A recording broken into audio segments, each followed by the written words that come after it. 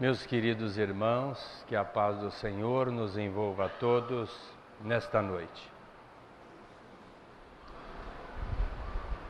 Qual é o grande papel da doutrina espírita em nossas vidas?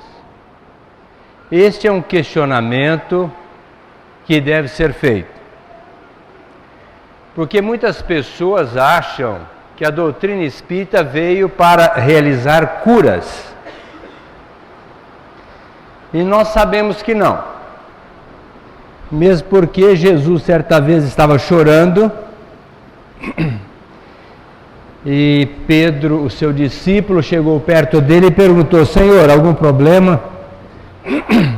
O senhor está doente? Não, Pedro. O senhor foi molestado por alguém? Também não, Pedro. O senhor está insatisfeito conosco? Também não, Pedro. Mas, Senhor, por que é que o senhor está chorando? Porque eu não vim aqui para a terra para fazer o que eu estou fazendo. Aí Pedro disse: Senhor, não entendi. O que é que o senhor quer dizer com isso? Pedro, não se coloca vinho novo em odre velho. Não se coloca retalho novo em pano velho. Mas, Senhor, não entendi. Pedro, quando se coloca o vinho novo no odre velho, ele se rompe e se perde o vinho. E quando se coloca um retalho novo no pano velho, quando ele é solicitado, rasga-se o pano velho. Perde-se os dois. Senhor, não entendi.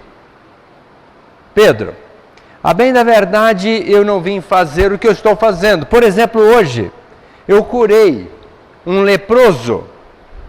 E agora, nesse exato momento, ele está no braço de uma prostituta.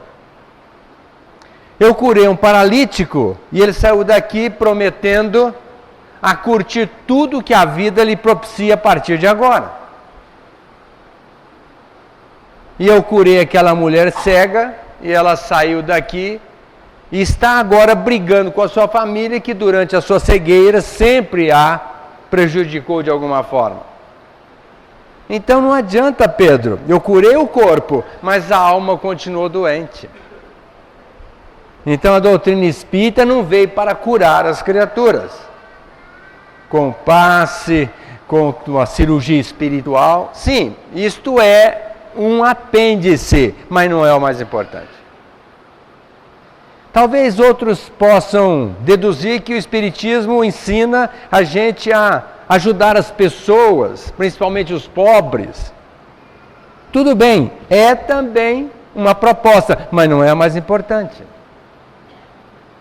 A doutrina espírita faz com que nós, através dos canais mediúnicos, possamos contactar com a espiritualidade, ajudar os espíritos sofredores, libertar as criaturas de algum processo obsessivo, mas também não é a mais importante. Então, o que seria a faceta mais importante da doutrina espírita? Essa pergunta fizeram para o Divaldo Pereira Franco. E ele diz o seguinte: o Espiritismo tem a proposta de fazer com que o homem seja, hoje, melhor do que ontem. E amanhã ele seja melhor do que hoje. Porque em se tratando de almas imortais, elas têm que ser trabalhadas para buscar a perfeição. E esse é o grande papel da doutrina espírita. É fazer com que o homem contacte com a verdade e possa se libertar. Tanto é que Emmanuel, mentor de Chico Xavier, colocou: devemos estudar Kardec, ou seja, a doutrina espírita, para entender Jesus. Porque ele é a verdade. Ninguém vai ao Pai a não ser através dele. E qual é essa verdade falada, exarada pelo Cristo? É o amor. O amor é a grande verdade que nós temos que entronizar nos nossos corações. E tanto é que quando a gente vai estudar o Evangelho, nós precisamos entendê-lo na essência. Porque, primeiro, nós devemos conhecer a verdade. Em segundo lugar, nós precisamos sentir a verdade, para depois vivenciá-la. Não tem como viver essa verdade sem primeiro conhecê-la e senti-la. Tem muitas criaturas que querem sair por aí já vivendo o Evangelho, mas não é tão simples assim. Tem que primeiro estudá-lo, entendê-lo, depois senti-lo, para depois executá-lo. Tem uma passagem interessantíssima que o Cristo fez referência, dizendo que o semeador saiu a semear, jogando sementes. Umas caíram na estrada, no chão ali, quente, poeira, sem nenhuma chance daquela semente germinar. E o semeador jogou outras sementes, que caíram em terreno misturado com pedras. Logicamente, um terreno com pouca terra, mais pedra, ela poderia até vicejar, mas depois morreria crestada, principalmente pelo sol escaldante. Outras sementes foram jogadas no meio do espinheiro. No meio do espinheiro, a sarça impede o crescimento, a germinação daquela semente. Finalmente, jogando o semeador uma semente em terra fértil, ela produziu 30, 60, 100 por 1. Ou seja, multiplicou-se muitas vezes em cima daquela semente boa numa terra fértil. E aí Jesus fez questão de frisar que aquela semente jogada no pé da estrada se assemelha, logicamente que ali além dela não germinar, os pássaros vêm e as comem. E essas sementes não encontram ressonância exatamente no coração das pessoas materialistas. A semente significa a verdade exarada pelo Cristo, principalmente centralizada no amor. Por que as pessoas não recebem essa semente? Porque elas estão totalmente alheias, voltadas para a materialidade. A grande maioria das criaturas estão voltadas para a materialidade, nenhuma receptividade para o Evangelho. E por isso a semente se perde meio à estrada. Uma outra parte da humanidade que não recebe essa semente de uma maneira esperada, é porque se assemelha àquela terra que tem mais pedra do que terra. Ou seja, as pessoas que até aceitam a proposta do Cristo, escutam a mensagem, mas se perdem na trajetória do tempo por outros interesses e acabam esfriando na proposta da vivência daquela verdade que é o amor. Agora, aquela semente que cai no meio de espinheiros e que não viceja, é por conta de pessoas que, pelo orgulho, pelo egoísmo, por interesses totalmente pessoais, egóicos, egoísticos, não querem saber nem um pouco do Evangelho. São criaturas que acham que são donas da verdade e não aceitam a verdade do Cristo. Para parte da semente vicejar numa terra fértil, de pessoas que têm o coração já preparado para vivenciar a mensagem, a proposta crística. Com certa dificuldade, precisando adubar com a boa vontade, com a determinação, com outros adubos, para que aquela semente possa realmente eclodir em mancheias, retratando que essas pessoas podem dinamizar o crescimento e a frutificação dessa semente, colocando o amor no coração e procurando fazer o bem ao próximo.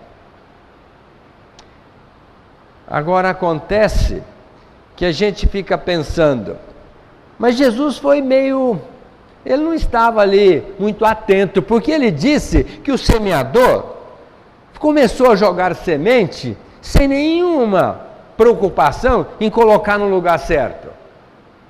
Foi jogando semente, jogou semente até no pó da estrada. Então aquele semeador não estava muito atento e vigil. Mas Jesus, sim, sempre com sabedoria, colocou tudo com muita propriedade. A semente dele, a semente do amor, do seu evangelho, tem que ser colocada em todos os lugares. Agora, se as criaturas vão receber ou não, problema delas. Mas o que ele não vai deixar de fazer nunca é deixar de colocar a semente do seu evangelho para ser assimilada, frutificada no coração de cada um. Agora, o semeador tem que atentar para o seguinte, que essa semente tem que ser de boa qualidade.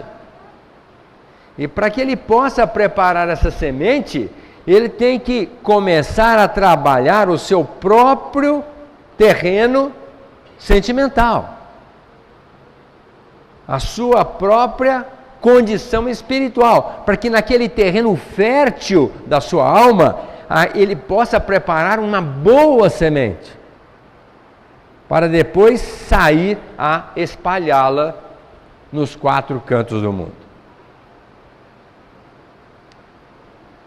Cada criatura tem uma faixa evolutiva, mas para todas elas só existe um final, a vivência do Evangelho de Jesus. E a nossa libertação está exatamente no momento que a gente entender essa proposta e começar a vivenciá-la na nossa vida. Porque dizer que o Evangelho de Jesus é lindo é redundante, que a mensagem dele é sábia seria chover no molhado, porque nós sabemos que isso é uma verdade. Mas o importante é nós estarmos abertos para recebermos essa semente, nos qualificarmos para isso, nos prepararmos para sermos a terra fértil. Primeiro para fazer com que a semente viceje em nós, para depois continuarmos a espalhá-la onde quer que estejamos. É assim que o Evangelho de Jesus vai encontrar ressonância no mundo inteiro. Mas nada é tão simples, nada é tão fácil. A gente sabe que tudo carece de muito trabalho, de abnegação, de devotamento, de vontade. É fundamental que a gente entenda isso. Quando Jesus, isso está colocado no Evangelho de João, capítulo 4, versículo 25 a 39. Então, quando Cristo passava pela Samaria, durante algum tempo ele disse para os discípulos, olha, não percam o tempo, não adianta pregar para esse pessoal. Mas um certo dia, ele percebendo que já era hora, ele para à beira de um poço de água. E ele estava com sede, era meio-dia, pediu aos discípulos que fosse até Sicar, uma cidade próxima, e ele ficou ali esperando uma pessoa. Porque a gente acha que as coisas acontecem por acaso. O acaso não existe, sempre tem o aval, a assinatura de Deus. E ele ali estava esperando por alguém. E esta criatura chegou, era a samaritana. Uma mulher da Samaria que residia em Sicar. E então Jesus, percebendo que ela estava com um cântaro, que era uma vasilha para levar água para casa, ele pediu para ela, olha, dá-me água de beber, eu estou com sede. E ela disse, mas como? Você é um judeu, ela percebeu pela linguagem, pela fala, pode abordar a mim, uma mulher samaritana. Então Jesus disse assim, olha, se você soubesse da água que eu tenho para lhe ofertar, você me pediria e eu lhe ofertaria uma água que descedenta eternamente. Aí ela disse assim, mas como você vai me dar água? Você não tem um balde para tirar água do poço. E ele volta a dizer, mas se você soubesse, me pediria essa água e eu lhe a daria. Pois então me dê. Já estou cansada de vir aqui buscar água todo dia. Meio-dia, passando pelo deserto, ir no poço buscar água, ter que jogar o balde até o fundo, retirá-lo, pesado, carregar a bilha, ou o cântaro, que é a mesma coisa, nas costas até a sua casa. Então me dê logo essa água. Aí Jesus, aproveitando, disse assim, vá, traga seu marido. Porque naquela época não podia falar com a mulher que não estivesse com o marido e em praça pública. Não podia. Então ele, para encurtar ali aquela situação, não querendo complicar, se chame o seu marido. E ela disse assim, mas eu não tenho marido. E ele disse, você disse a verdade, você já teve 5, agora você está no 6º marido que não é seu. Aí aquela mulher espantou, mas o Senhor é o Messias que viria anunciar para nós a verdade? E Jesus foi claro, nesse exato momento ele disse, eu sou o Cristo que veio revelar essa verdade. E aquela mulher então saiu correndo, deixou a bilha, saiu correndo e foi chamar as outras criaturas, os homens da sua cidade para estar com Jesus. E ela disse ainda para ele, mas o Senhor diz, os judeus dizem, e ele estava entre o povo judeu, que a gente deve adorar a Deus em Jerusalém, no templo de Jerusalém. Mas os nossos pais disseram para nós que nós deveremos adorá-lo aqui nesse templo. Porque os samaritanos eram divergentes dos judeus. Então, criaram um templo para eles, enquanto que o templo de Jerusalém é para os judeus. Aí Jesus disse assim, haverá um tempo em que o homem, e é chegada a hora, o homem vai adorar a Deus em espírito e verdade, ou seja, em espírito e amor. Nem aqui e nem no templo de Jerusalém. E aí vieram aquelas criaturas e disseram, olha, nós agora passamos a acreditar no que o Senhor está colocando, pela racionalidade do seu propósito. Não é porque ela nos disse que estava acreditando que o Senhor era o Messias. Agora nós estamos conscientes de que o Senhor é o Messias. A gente analisando essa passagem evangélica, a gente acha que é apenas um encontro casual de Jesus com aquela mulher para falar aos samaritanos. Mas essa mensagem tem tanta sutileza. Por exemplo, simbolicamente, o que significa o poço? O poço sempre retrata uma essência, uma grandiosidade, algo muito vultoso. Tanto é que a gente fala assim, um poço de sabedoria, um poço de riqueza, um poço de alguma coisa. Então ali estava Jesus agindo com aquele poço de sabedoria, retratando a sua inteligência, o seu sentimento, para falar àquela mulher. E ela, inconscientemente, foi ao poço buscar esse recurso. Para muita gente, foi um encontro casual. Ela tinha que buscar água, Jesus foi tomar água e aconteceu. Não. foi um encontro previamente programado de Jesus com aquela mulher, para que ali estabelecesse aquele vínculo, para ele colocar aquela verdade para aquele povo da Samaria. Mas ela já falou da sua resistência logo de imediato. Ela disse assim: mãe, você é um judeu, como é que você vem falar para mim? Eu sou uma samaritana. Aliás, você é um homem, eu sou uma mulher. É mais ou menos o que a gente faz quando alguém quer falar de evangelho para a gente. Quando nós nos propomos a falar de evangelho, logo a pessoa já fica na resistência. Ah, mas você é evangélico? Eu sou espírita. Você é católico? Eu sou evangélico. Ah, você gosta de religião? Mas eu não tenho nada a ver com isso.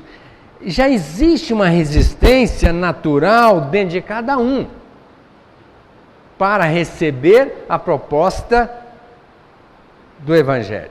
Não é tão simples Jesus chegar a falar com ela e ela já receber, aceitar, já mudar. Não é bem assim. Não foi isso que aconteceu nessa passagem evangélica. E ela falou das dificuldades de adentrar a sabedoria. Quando ela disse assim: o senhor não tem instrumento para tirar água, então você não vai conseguir me dar água. E exatamente o que nós falamos, às vezes para a pessoa: não adianta você querer falar de evangelho para mim, porque eu estou ainda muito endurecido, eu estou ainda pouco receptivo, eu ainda não estou preparado para abraçar essa causa. É muito fácil falar de amor, mas eu não estou com esse cacife todo. O evangelho fala de perdão, mas eu não tenho, assim, condição de perdoar a criatura quando ela apronta comigo. Cada um tenta mostrar uma resistência para o evangelho. Às vezes até inconscientemente.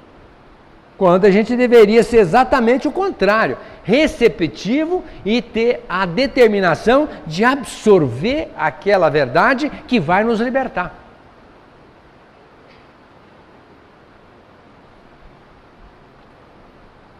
E às vezes a gente até acha que tem que, para buscar essa verdade, tem que buscar um templo. Tem que buscar essa verdade no centro espírita. Buscar essa verdade na igreja católica. Ou em um outro templo religioso. Não. A verdade está muito clara dentro da nossa própria consciência. Nós todos sabemos que nós nascemos para amar. Nós todos sabemos. Nascemos para amar. E por que não amamos?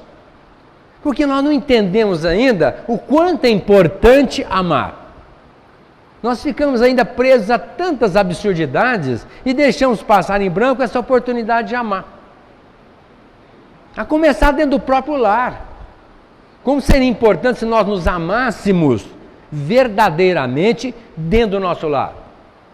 Seria um paraíso na terra, seria uma libertação das nossas almas, seria uma ruptura com as amarras que nos prendem ainda à inferioridade. Mas nós não estamos muito afeitos a fazer alguma coisa que nós não temos assim tanta convicção. Porque amar é bom para nós, só que a gente não acha, a gente quer ser amado. Mas nós não queremos amar. Se nós entendêssemos, nós não estaríamos nem um pouco preocupados em ser amado.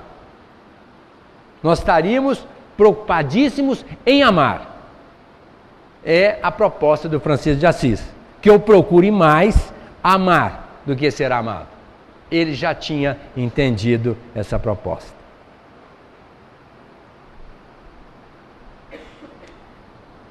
E aquela samaritana, no final, deu notas incontestes de que ela rompeu com o mundo, absorveu a água do Cristo e já começou a semeá-la, porque ela deixou a bilha no poço, nem um pouco mais preocupada com a água para matar a sua sede física. Ela já estava atrás de outra água que dessedenta eternamente. Rompeu totalmente com a bilha, com aquela água, deixando-a e foi correndo para a sua cidade. Chamar ali os samaritanos daquela cidade. E então, tendo absorvido aquela semente, tendo absorvido aquela água, tendo absorvido aquela verdade, ela já não se contentou em não disseminá-la, em reparti-la com os outros que com ela conviviam. Foi correndo chamar os partícipes da sua comunidade. E é o que exatamente acontece com aquele que já entendeu a proposta do Cristo, já amealhou a sua verdade, já semeou a semente no seu coração e sente agora a necessidade de falar para outras criaturas, para que elas também possam desfrutar dessa benesse que é a vivência do Evangelho, a vivência do amor proposto por Jesus. Então o Evangelho do Cristo é muito rico e ele tem que ser estudado, analisado em profundidade. Cada palavra de Jesus tem profunda sabedoria. Então nós temos que estudar um pouco mais o Evangelho do Cristo. Nós deveríamos estudar um pouco mais a doutrina espírita, para minorizar a nossa ignorância, para facilitar o nosso progresso espiritual. Uma outra mensagem que é ainda muito mal entendida é a parábola do filho pródigo. Não é parábola do filho pródigo, é parábola dos dois irmãos. Mas o pessoal já colocou como parábola do filho pródigo, e não é esse o nome da parábola. E o Cristo conta uma seguinte história, que dois filhos viviam muito bem com o pai dentro de casa. E o filho mais novo chegou para o pai e disse assim: dê a minha parte da fazenda, e eu quero gozar a vida. E o pai, sem questionar, deu a metade para o filho mais novo e deu a metade para o filho mais velho. E ficou tranquilamente na sua casa. O filho mais novo foi gastando tudo nas facilidades da vida, com as meretrizes, com guloseimas, com as bebidas, com tudo aquilo que a vida lhe pudesse propiciar às expensas da sua riqueza. Mas chegou um dia que ele acabou com tudo. E foi, por misericórdia de um certo senhor, trabalhar, cuidar de porcos numa pocilga. E não tinha nem o que comer. Até disputava a comida com os porcos. E ele então entendeu, fazendo uma análise, de que os servos do pai tinham pelo menos comida boa naquela casa. Então ele fez uma reflexão e disse assim: estou voltando, vou voltar para a casa do meu pai. E fez uma caminhada de volta. E eu não sei como, sem dinheiro, sem instrumento nenhum, talvez sem sandália.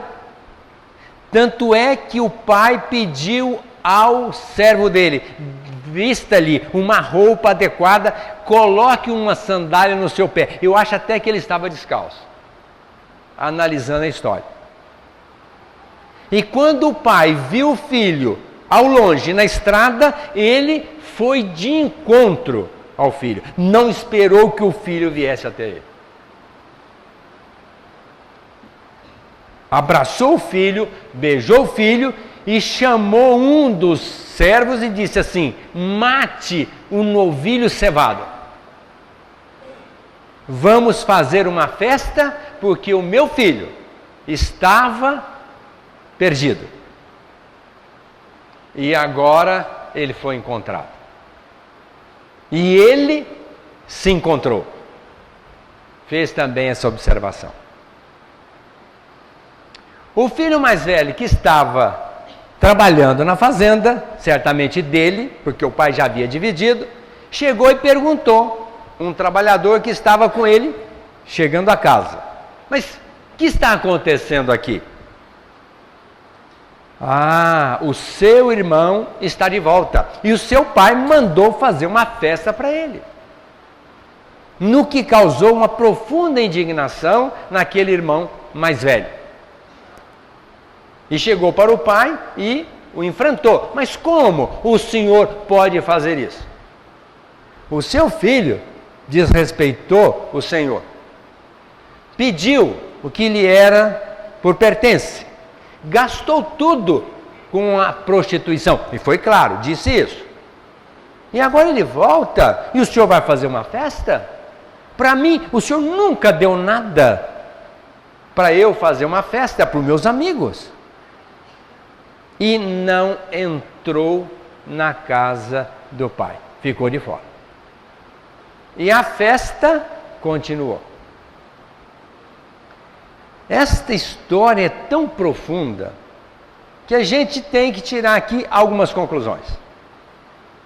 O que significa o pai? Logicamente que é Deus. O que significam os dois filhos? Somos nós. Os filhos mais novos e os filhos mais velhos. Os filhos mais novos, aqueles menos avisados, querem gozar a vida e vão gastando tudo que tem por direito. E chega numa situação extremada de sofrimento, que aí se dá conta que tem que voltar para a casa do pai.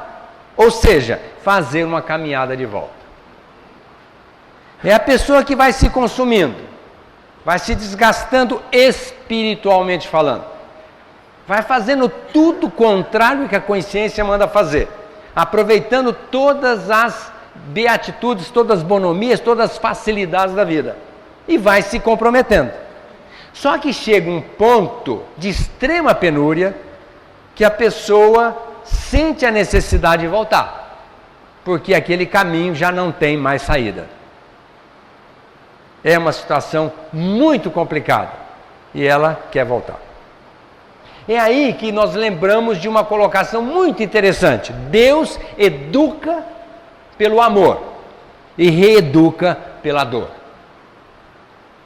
Deus sempre fala com a gente: olha, é bom que você faça assim. Eu mandei meu filho na terra, permiti que ele sofresse aquelas consequências gravíssimas. Tantos outros elementos da minha filiação, permiti que fosse à terra ensiná-los. Portanto, observem os ensinamentos, é bom para vocês. Isso é bondade de Deus. Isso é bondade de Deus.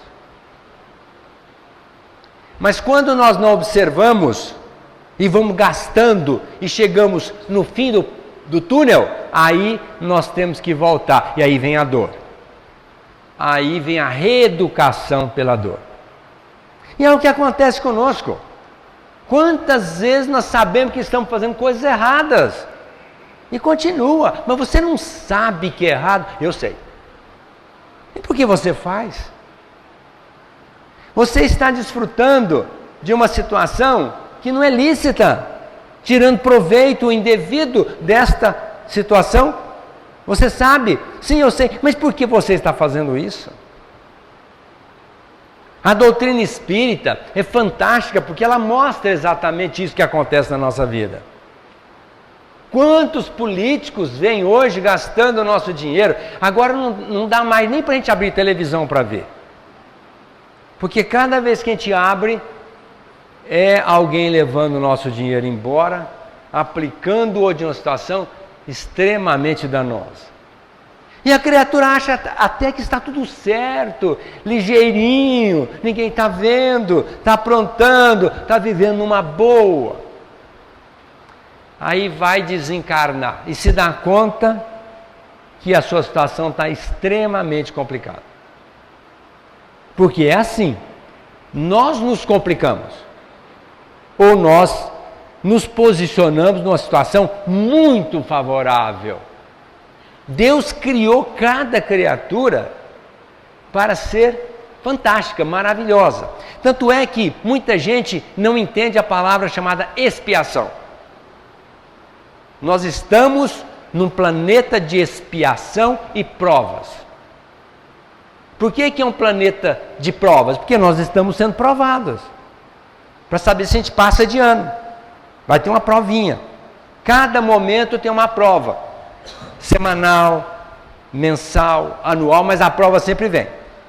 Se nós passarmos, bom para nós. Se não passarmos, repeteco. E é um planeta de expiação. O que é expiação? Para muita gente, é pagar as contas, é sofrer. Nada disso.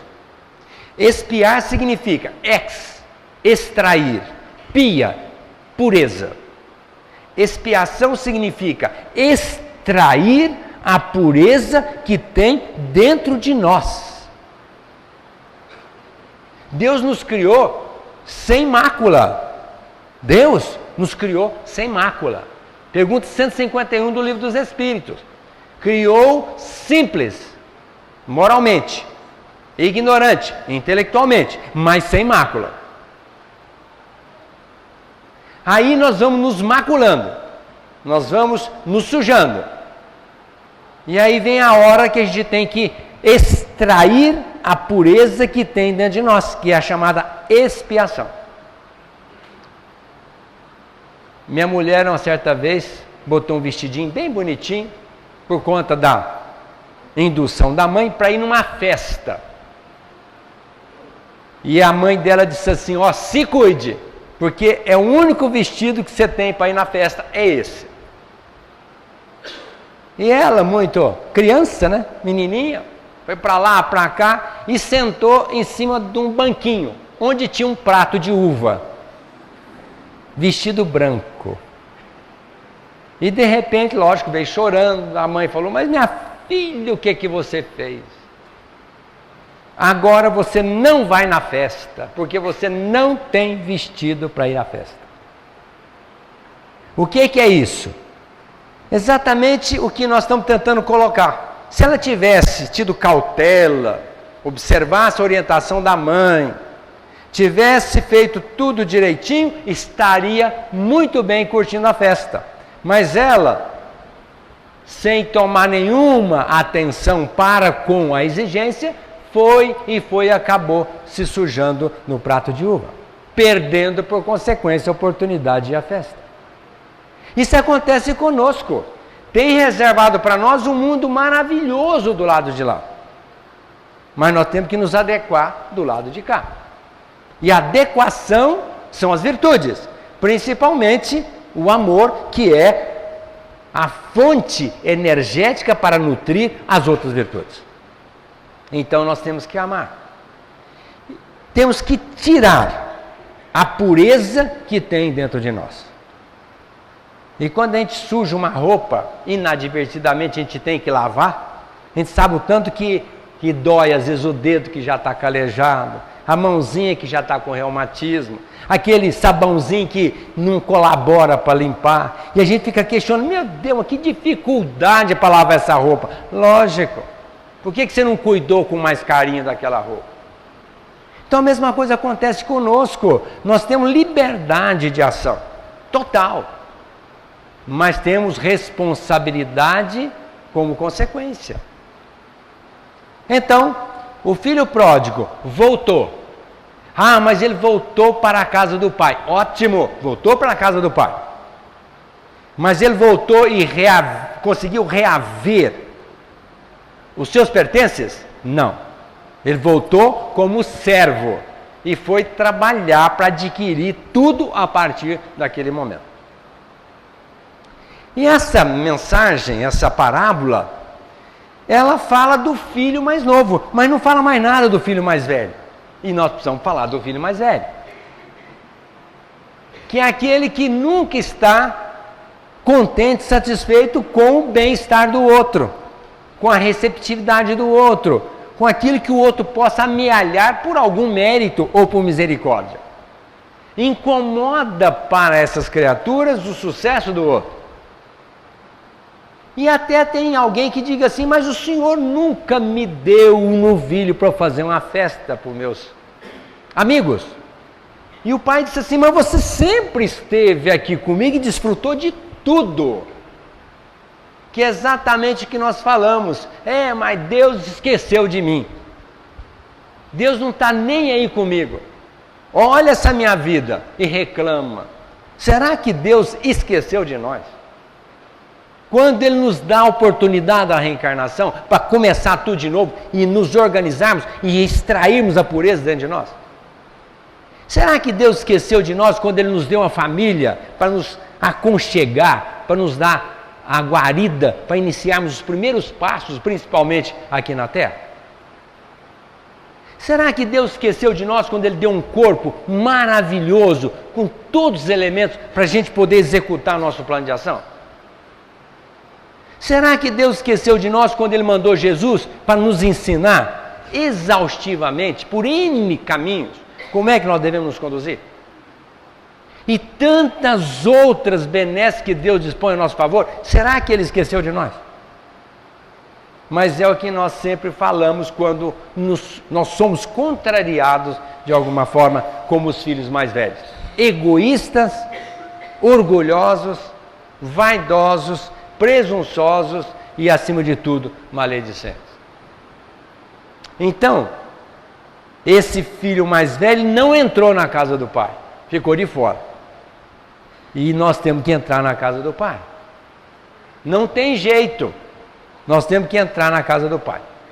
E para entrar nós temos que estar humildemente posicionados. Foi o que o irmão mais novo fez. Pai, eu pequei contra o Senhor. Eu te ofendi. E eu estou te pedindo desculpas. Nós deveríamos dizer isso tudo para Deus. Senhor, olha, até então eu tenho pisado no tomate. Eu quero que o Senhor releve isso. E daqui para frente eu vou ser diferente. Já não vou ficar gastando inadvertidamente aquilo que o Senhor me ofertou, não. Eu vou zelar. E vou ainda dividir com os outros. E vou fazer alguma coisa em prol de alguém. E é o que a doutrina coloca para nós. Nós temos que começar a dividir esse amor com os outros. Não dá mais para ficar só com esse amor para nós. Nós temos que dividir. Mas dividir de uma forma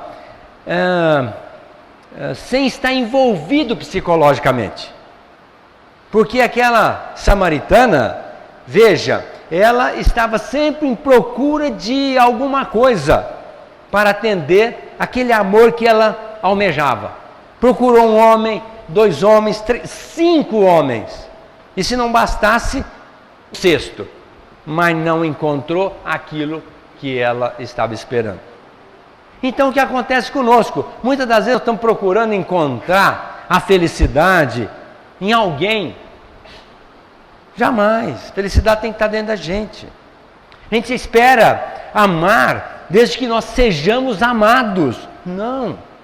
Vamos amar. Se não somos amados é porque ainda não merecemos a tal ponto. Mas vamos amar. E vamos ajudar aqueles que precisam de nós, como o bom samaritano. O bom samaritano, Jesus fez questão de contar essa história, porque ele falava assim, um homem vinha de Jerusalém para Jericó. Jerusalém é uma cidade considerada dos deuses.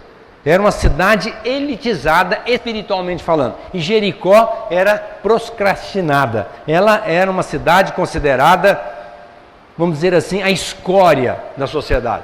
Ali tinha publicanos, ali tinha comerciantes, tinha prostitutas, coisa e tal. Então era uma cidade que era mal vista pelos judeus ali de Jerusalém. E Jesus fez questão de falar para aquele fariseu, quando perguntou, quem é meu próximo? E ele conta a história daquele homem que descia de Jerusalém para Jericó. E foi abordado por salteadores, foi deixado muito ferido, quase morto. Aí passa um levita, um sacerdote e um samaritano. O levita conhecia tudo das profecias, da lei, não deu bola. Sacerdote, representante da casa religiosa, também não deu importância. E o samaritano, que era um homem considerado herege pelos judeus, atendeu aquela pessoa caída. Levou-o a uma estrebaria, a uma hospedaria, e disse ao hospedeiro: faça o que tiver que fazer, vou lhe deixar essas moedas, pagando parcialmente o tratamento, e eu vou cuidar do meu trabalho. Quando eu voltar, eu pagarei regiamente o que o senhor gastar a mais. E aí Jesus pergunta àquele fariseu: quem é o próximo daquela pessoa caída? E o fariseu, muito orgulhoso, disse: aquele. Não falou samaritano, que seria um absurdo ele dizer de própria voz o samaritano. Não, não. Aquele que houve com misericórdia para com caída. Essa história parece assim, a parábola do bom samaritano, que a gente tem que ajudar os outros. Não, vamos primeiro analisar. Aquele homem que não disse quem era. Um homem rico, pobre, preto, branco, doente, sadio. Não, aquele homem, não sabemos qual homem, descia de Jerusalém para Jericó. Ou seja, estava descendo de um lugar divinizado para um lugar conspurcado. E é mais ou menos o que acontece conosco. Nós vamos saindo de um lugar bom e vamos descendo na escala. Aí Jesus disse assim, ele estava ferido, quase morto. É o que acontece conosco. Quando nós vamos descendo nessa escala espiritual, nós vamos nos ferindo. Nos ferindo e chega a um ponto, às vezes, de quase mortos, espiritualmente falando. É a pessoa que já não acredita mais em nada, desalentada, perdida no tempo e no espaço, usando drogas, marginalizado pela própria sociedade, pela sua conduta. Então a pessoa vai se ferindo, vai se matando. E essa pessoa precisa ser ajudada. É aí que entra o samaritano, que não se envolveu psicologicamente com ele. Deixou-o na hospedaria, pagou aquele tratamento e disse assim, quando eu voltar, foi cuidar da sua vida. Que é mais ou menos o que nós temos que fazer com as pessoas. Nós não podemos assumir as pessoas. Nós podemos auxiliar e devemos até, mas não assumir, porque cada um precisa de ter a sua experiência. Senão nós pegamos a criatura e levamos para a nossa casa, coloca dentro de casa. Não, você precisa, eu vou colocar você, vou tratar de você. Calma, não é também assim. Nós vamos assessorar a criatura. E é bom que se diga, muitas casas espíritas estão tão preocupadas em dar. Mas é muito mais importante do que dar e fazer, é ser. Nós precisamos aprender a ser com os outros. Não é dar e fazer como primazia. Nós precisamos ser com os outros. Estar com as pessoas, dar força para que elas se equilibrem e encontrem o caminho. E assim nós vamos cuidar da nossa vida e nos momentos vagos vamos auxiliar aqueles que de nós necessitam. E quando vamos ajudar, o que nós precisamos fazer é entender que aquela criatura é um ser imortal e precisa ser trabalhada essa pessoa para crescer, melhorar espiritualmente, eximindo-se de sofrimentos eventuais e futuros, por conta da atitude ignorante. Quando nós fazemos esse trabalho aqui na nossa casa, temos o cuidado de passar para essas criaturas doutrina espírita e evangelho. Tanto é que tem um trabalho que os nossos irmãos fazem com as mães das nossas crianças, falando como elas devem cuidar dos seus filhos. E aqui no salão nós fazemos palestras para as pessoas de mais idades que têm seus filhos já grandes, falando até para que eles entendam a razão da estada deles numa situação de sofrimento. Para que cada um não se revolte, para que cada um faça alguma coisa, para que cada um seja envolvido numa atmosfera de amor, onde quer que seja, para repassar essa semente para os circunstantes. Esse é o grande papel do samaritano. Assistir a criatura naquilo que ela precisa, sem se envolver emocionalmente, mas estar presente. Não só na ida como na volta. Porque às vezes a gente assiste uma pessoa e larga. Não, vamos cuidar dela. Na medida que pudermos, vamos tentar resgatar a sua dignidade, para que ela possa viver uma vida digna. Assim que Deus quer que todos nós vivamos. E nós podemos fazer alguma coisa para que as pessoas vivam assim também. E tem N maneiras de fazermos-lo, principalmente divulgando a doutrina espírita e o Evangelho de Jesus. Então hoje, pensando assim, nós temos que entender que há um convite para a gente trilhar no caminho do Cristo. Maria, melhor dizendo, Alta de Souza, referindo-se a essa busca, ela disse assim: se buscas o Cristo soberano por excelso refúgio às próprias dores, busca hoje e amanhã por onde fores, no torturado coração humano. Desce ao vale de grandes amargores, onde retratam os sofrimentos insanos, a aflição, a miséria e os desenganos, entre os flagelos libertadores. Desce a afeição do sol na noite fria, guardando a caridade por teu guia, amando e servindo toda hora. E ante a divina primavera, encontrarás o Cristo que te espera, crucificado, mas agradecido em cada ser que chora. Muita paz.